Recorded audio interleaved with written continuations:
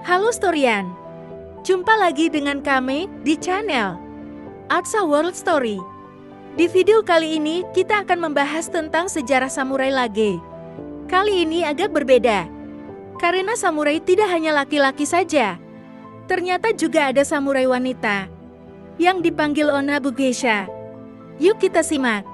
Sebelum menonton jangan lupa like, komen, dan subscribe channel kami, agar kami lebih semangat membuat video selanjutnya. Selamat menonton!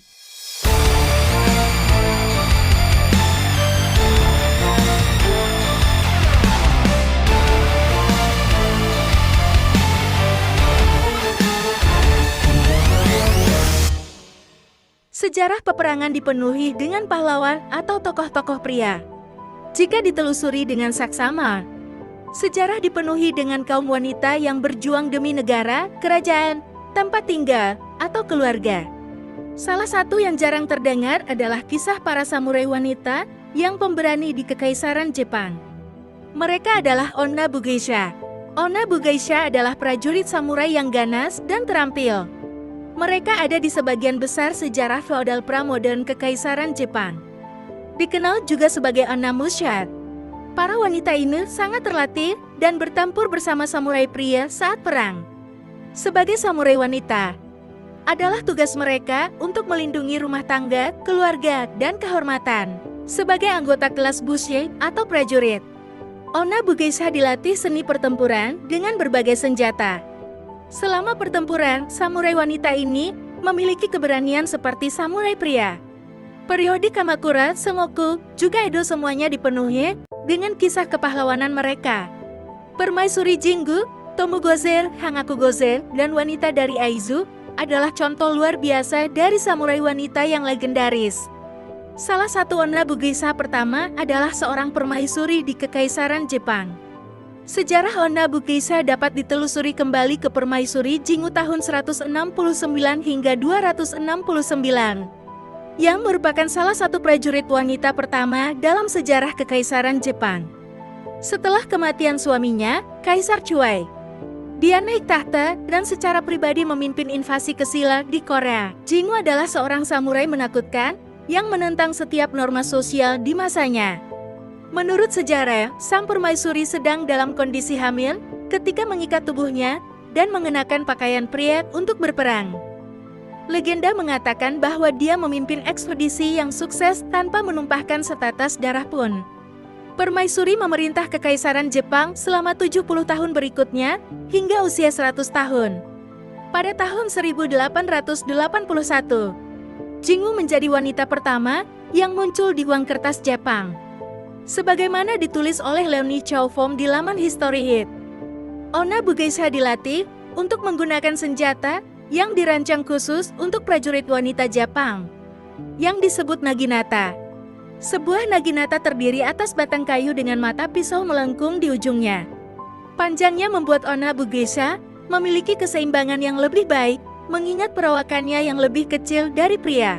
Selama tahun-tahun damai periode Edo, naginata menjadi simbol status dan sering menjadi bagian dari mahar wanita bangsawan. Kemudian di era Meiji, ini menjadi populer sebagai seni bela diri untuk wanita Kekaisaran Jepang. Salah satu Onabugeisha yang paling terkenal adalah Tomugozen. Perang Genpei pada tahun 118 hingga 11-8 antara dinasti samurai Minamoto dan Taira memunculkan salah satu pejuang wanita terhebat. Ia adalah Tomugozen. Tomugozen adalah seorang samurai wanita legendaris dengan keahlian memanah, menunggang kuda, dan seni katana, yaitu pedang ikonik yang digunakan oleh samurai. Pada Detail of Fate abad ke-14, Gozen digambarkan sebagai seorang pemanah yang luar biasa kuat. Sebagai seorang wanita berpedang, ia adalah prajurit bernilai 1000, siap untuk menghadapi setan atau dewa, berkuda, atau berjalan kaki. Gozen dikenal sebagai salah satu dari sedikit pejuang wanita di Kekaisaran Jepang yang terlibat dalam pertempuran ofensif. Di medan perang, dia dihormati dan dipercaya oleh pasukannya. Pada tahun 1184, dia memimpin 300 samurai dalam pertempuran sengit melawan 2000 prajurit klan Taira. Gozen merupakan salah satu dari hanya 5 yang bertahan hidup setelah perang itu. Selama pertempuran Awazu, ia mengalahkan pemimpin klan Musashi, memenggalnya dan menjadikan kepalanya sebagai piala. Reputasi Gozen begitu tinggi, sehingga dikatakan bahwa pemimpinnya, Lord Kisono Yoshinaka, sang pemimpin bahkan menganggapnya sebagai jenderal sejati yang pertama di Kekaisaran Jepang. Imbu Fong, Onna Bugeisha termasuk dalam Bushin, kelas bangsawan prajurit feodal Jepang. Kelas bangsawan ini sudah ada jauh sebelum istilah samurai mulai digunakan. Antara abad ke-12 dan ke-19, para wanita kelas atas ini dilatih seni perang dan penggunaan naginata.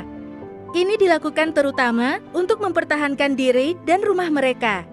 Jika komunitas mereka dikuasai oleh prajurit musuh, Onna Bugeisha diharapkan untuk bertarung sampai akhir dan mati dengan terhormat.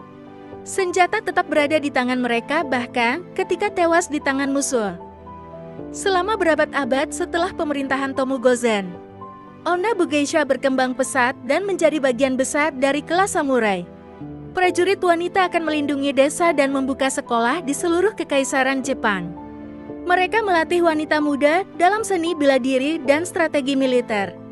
Meskipun ada banyak klan berbeda yang tersebar di seluruh Kekaisaran Jepang, semuanya termasuk prajurit samurai, Onna Bugeisha terbuka untuk siapapun. Sumber-sumber sejarah memberikan sedikit catatan tentang Onna Bugeisha. Itu karena peran tradisional seorang wanita bangsawan Jepang terbatas pada ibu rumah tangga dan istri. Namun penelitian terbaru menunjukkan bahwa wanita di Kekaisaran Jepang sering bertempur dalam perang. Sisa-sisa dari lokasi pertempuran Senbon Matsubaru pada tahun 1580 menunjukkan 35 dari 105 mayat adalah wanita. Pertempuran Eizu dianggap sebagai pertahanan terakhir Onna Bugeisha. Selama pertempuran Eizu tahun 1868, seorang pejuang wanita berusia 21 tahun bernama Nakano Takeko memimpin sekelompok samurai wanita. Mereka melawan pasukan kaisar. Takeko adalah putri seorang pejabat tinggi di istana Kekaisaran Jepang. Berasal dari keluarga bangsawan, ia berpendidikan tinggi dan terlatih dalam seni bela diri dan penggunaan naginata. Di bawah komandonya, pasukannya bertempur bersama samurai pria, membunuh banyak prajurit musuh dalam pertempuran jarak dekat. Dalam pertempuran, Takeko terkena peluru di dadanya. Dengan nafas terakhirnya, ia meminta saudara perempuannya memenggal kepalanya agar tubuhnya tidak diambil sebagai piala musuh. Nakano Takeko dipandang sebagai prajurit samurai wanita hebat terakhir, dan pertempuran Eizu dianggap sebagai pertahanan terakhir Onna Bugeisha. Tidak lama setelah itu, era samurai berakhir. Munculnya periode Edo pada awal abad ke-17. Terdapat perubahan besar pada status wanita di Jepang. Meskipun wanita terus berperan, status mereka perlahan mulai berkurang. Saat samurai pria mengalihkan fokus mereka dari perang ke pekerjaan mengajar atau birokrasi, fungsi Onna Bugeisha berubah. Banyak samurai mulai memandang wanita murni sebagai penghasil anak, tidak cocok sebagai pendamping dalam perang. Perjalanan selama periode Edo menjadi sulit bagi Onna Bugeisha, karena mereka tidak diizinkan melakukannya tanpa pendamping laki-laki. Sementara itu, orang Barat mulai menulis ulang sejarah budaya perang Jepang. Saat itu, seluruh dunia mengambil gagasan bahwa prajurit samurai adalah pria. Pencarian heroik Onna Bugeisha terkubur di halaman sejarah. Wanita Jepang digambarkan sebagai penurut dan tunduk, mengenakan kimono dan obi yang terikat erat. Setelah berdirinya Keshogunan Tokugawa dan restorasi Meiji, status wanita Jepang dalam masyarakat mengalami transformasi yang signifikan. Hal ini menyebabkan pergeseran total posisi Onna Bugeisha dan remaja putri pada umumnya. Era modern membawa penurunan pengaruh samurai dan wanita terbatas pada tanggung jawab domestik dan tradisional feminin. Akibatnya, ingatan tentang Onna Bugeisha pun mulai memudar. Nah, itulah sejarah mengenai samurai wanita Jepang yang mematikan dan terlupakan. Mereka ikut berperang karena menjaga harta kehormatan dan tempat tinggal mereka. Apabila Storian mendapatkan informasi baru dari video ini, jangan lupa share ke teman-teman Storian. Sampai jumpa di video selanjutnya. Terima kasih sudah menonton. Jangan lupa komen apabila ada saran apa yang selanjutnya akan kami bahas. Yuk diskusi di kolom komentar. Apabila di video ada kesalahan informasi, ataupun ingin tahu lebih banyak,